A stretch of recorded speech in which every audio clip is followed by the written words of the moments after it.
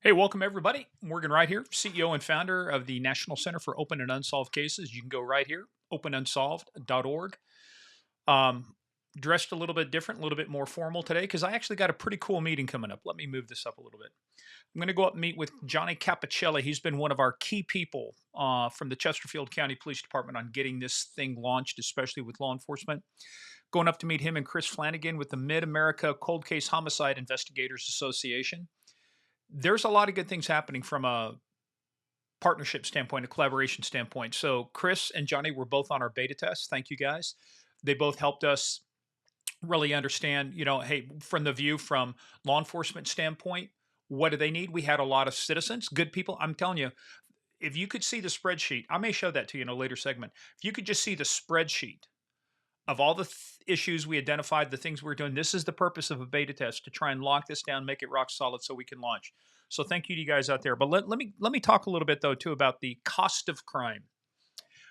This is one of my favorite questions to ask because I was quite frankly I was shocked when I started researching this and looking into it.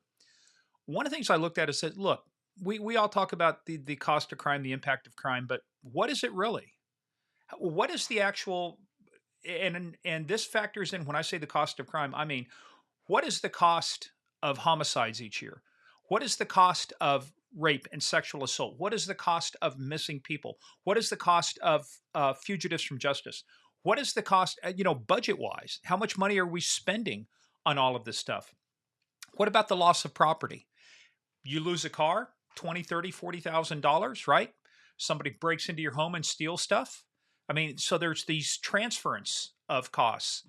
And then you start looking at, let's say you're the victim of a violent crime, you're out of work, maybe you're on disability. There are all of these costs. And so I started looking for the research that said, what is this? And actually, I found a really good one. David Anderson out of Center College in Kentucky. I actually, so that you folks know, I actually called him and talked with him. This is the guy who did the research, put all of this stuff together, and it's called The Aggregate Cost of Crime in the United States. I mean, there's been all of these different studies over the years, but what he did here just recently, this is a very recent report. He went through and he found all of the studies that have been done. He synthesized them, made some assumptions, which I think are really solid because I talked with them about this to come up with what does it cost the United States each year. So when I talk to key leaders, when I talk to citizens, when I talk to law enforcement, we say there's a cost of crime. What is it? So if I asked you, what is the cost of crime? That means the cost of law enforcement budgets, courts, corrections, the cost of property transfer, property loss, the cost of homicides, which I'm going to talk about what's the value of a statistical life in just a minute. We can actually calculate the impact of society, the psychic costs, things that you do to prevent future crimes, like if you've been broken into. Everything. What's the cost of crime? All right. So I'll ask you guys that. You can think about it because some of you folks are seeing this live. Thank you very much. Some will see this later, but think about that number. A lot of times I get, well, it's got to be like 100 billion, 200 billion. It's a lot of money, right? 300 billion. You are off by orders of magnitude of 20 to 30. The cost of crime, and this is on the low end, the cost of crime each year in the United States is $5.7 trillion. That's 20% of the United States GDP, our gross domestic product.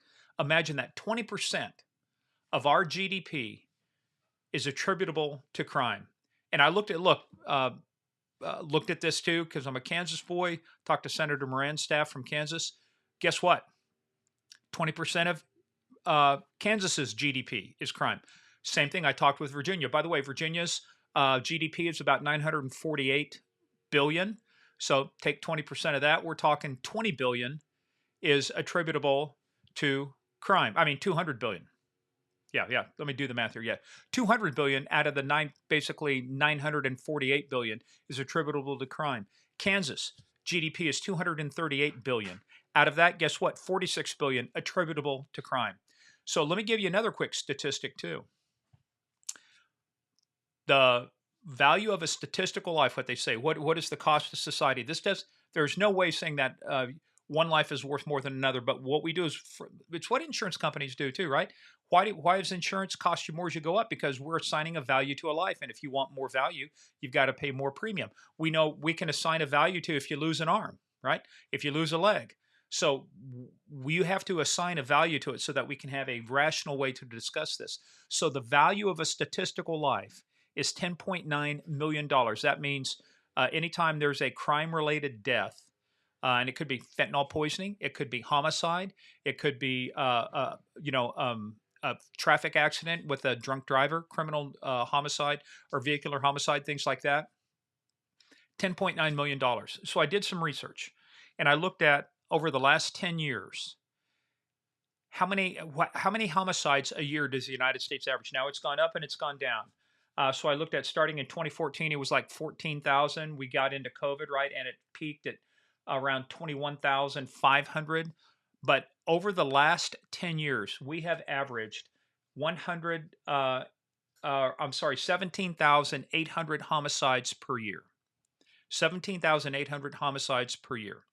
This is just homicides. This is not anything else, not the cost of crime, not anything else. 17,800. Take that, multiply that by the value of a statistical life, which is $10.9 million. And what do you get?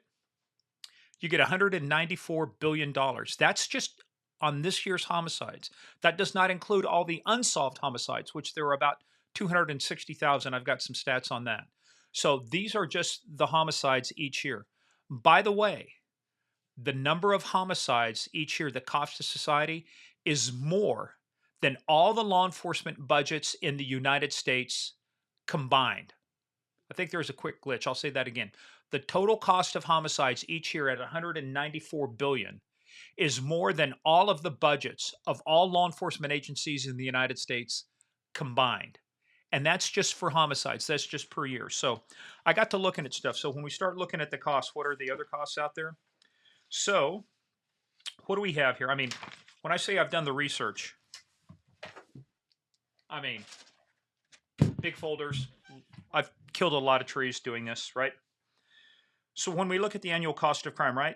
How many unsolved homicides are there? 256,000. Multiply 256,000 by 10.9 million. And what do you get? You get a number that's in the trillions, The number of missing people currently over 22,000 people are still missing.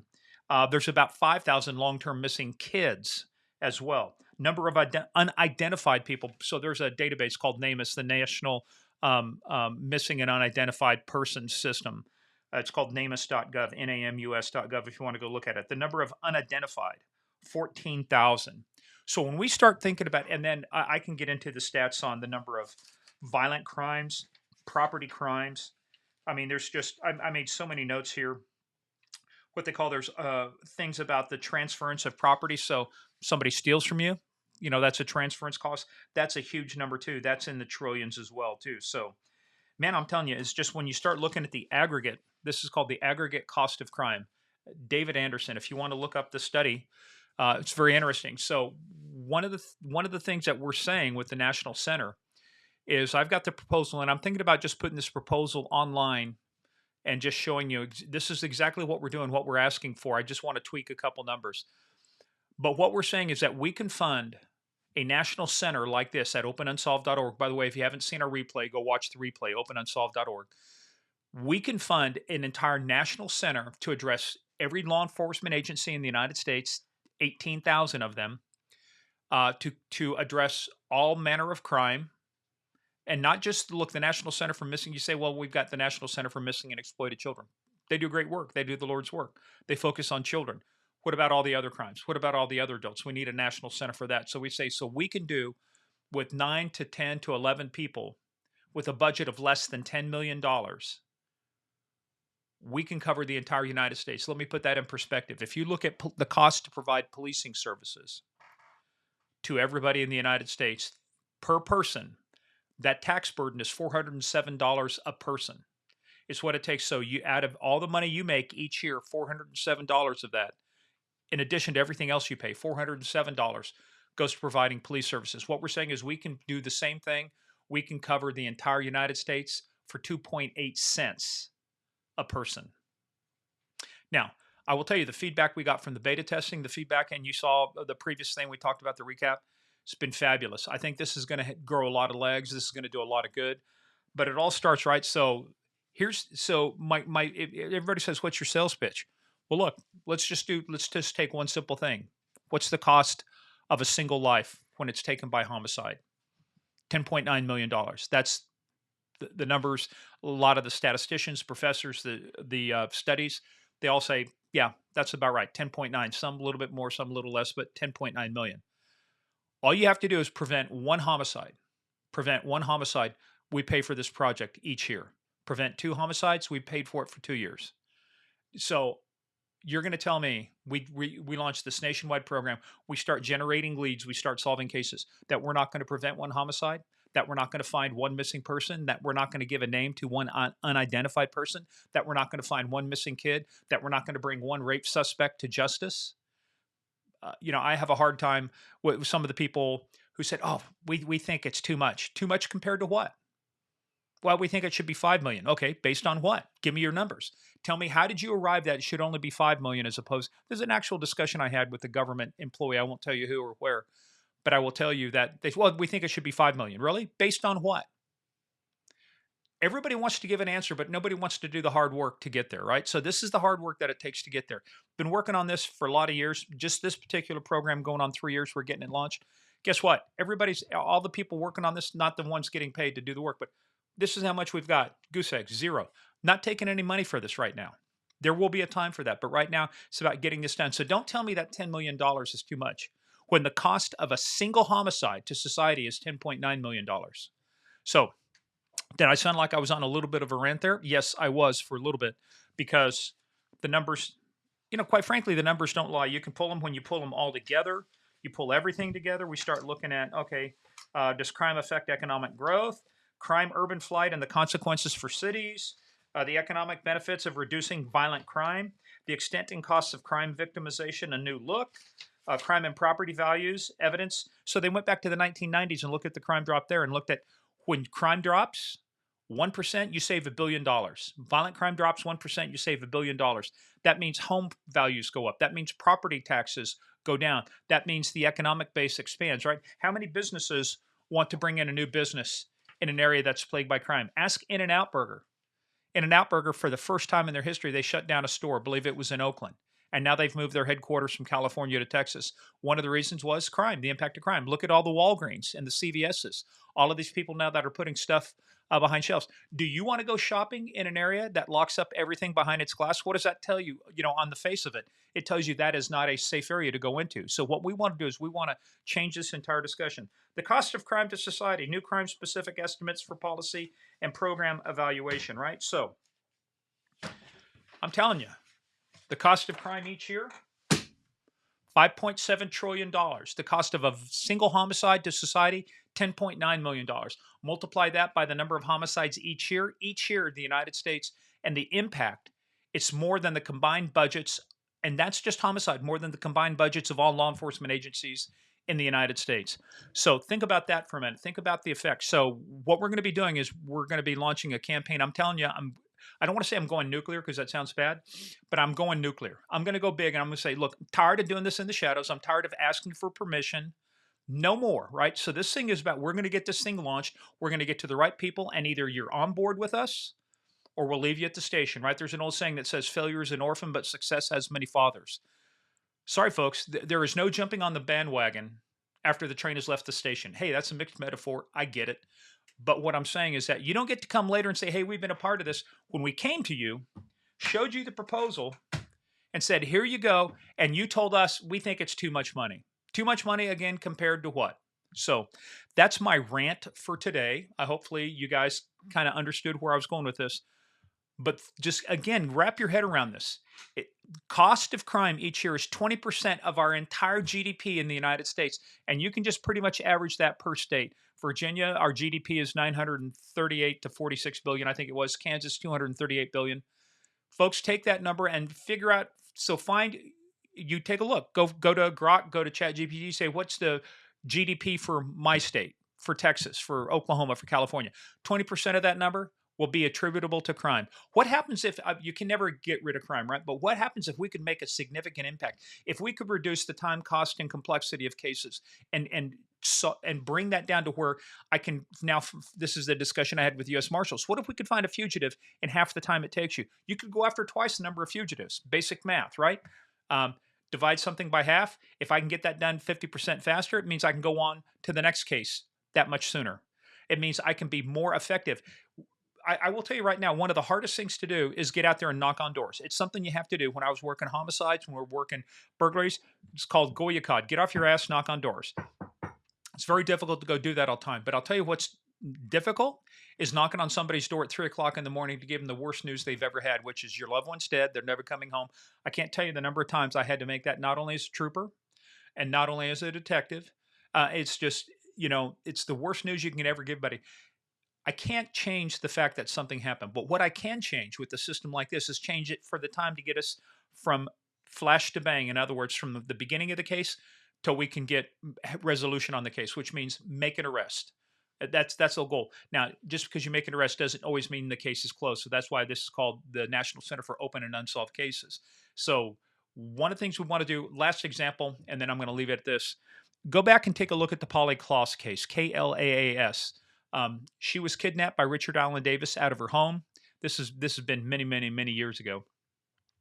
And when Richard Allen Davis kidnapped her and he took her out, he killed her. He put her body in the woods. He got stuck. 2 sheriff's deputies contacted him on the side of the road.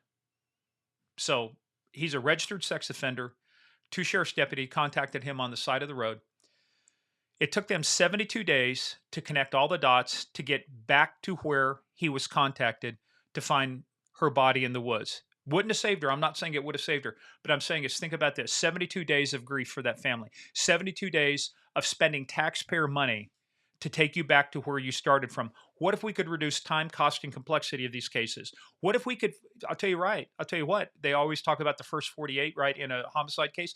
What if we could help close those things quicker, faster, better, reduce time, cost, and complexity? What happens if we could find a missing person in half the time? That's half the grief for a family. That's half the resources expended by a law enforcement agency or a city or a county, right? What if we could just start cutting back the amount of time it takes to get to resolution on a case? Notice I never use the word closure. It's not about closure. I cannot make Polly Klaas's family whole again by making an arrest. You can never get to that point. What I can do is resolve the case for them. I can give them resolution, some kind of finality to say, okay, it's like a lot of people say they know they're missing. Somebody's been missing for 20 years. They probably have a pretty good idea. My loved one is dead. They know that. But you know what they want? I want my loved one returned to me. Bring them back to me. I want to be able to bury them. Guess what? The missing don't get a ceremony. The missing don't get a funeral. If you're killed, if you're dead, if you're a victim of something like that, there's a funeral for you, right? But what about the missing? The missing get no funerals. They get maybe a notice like once a year. Somebody say, "Hey, we're revisiting this missing person case." It's 30 seconds on a television, and boom, they move off. So you got a little blip, and then it goes off. Where's the system that works 24 hours a day, 7 days a week, 365, making sure that we're out there looking every single time for your loved ones out there, trying to find who killed somebody, trying to find the missing, trying to identify somebody out there. We have an unidentified body. They have a family somewhere. How do we connect these things together, right? So there's a lot of things that we can do. There's a lot of things we're working on. So thanks for letting me vent a little bit. But just wrap your heads around that. 5.7 trillion cost of crime, 20% of our GDP. If we can just affect that 1%, that's saving time, cost, and complexity. But more importantly than that, it's putting power back in the hands of family, putting powers back in the hands of victim, getting these cases resolved faster. So, hey, that's it for today. I'm going to go up and see Johnny Capacelli, my man Johnny Capacelli. Anybody whose name ends in a vowel, gotta be a connected man. And Chris Flanagan. Chris is the executive director or president of the Mid-Atlantic Cold Case Homicide Investigators Association. They're having their annual conference. So I am going to Annapolis to go see them right now. So guys, take care. I'll do some updates as we finish out our beta testing. We're going to launch our targeting groups. We're going to start launching content first, user second. So if you're interested out there, I'll be giving you some information. Go to openunsolved.org, watch our replay. Talk to you later.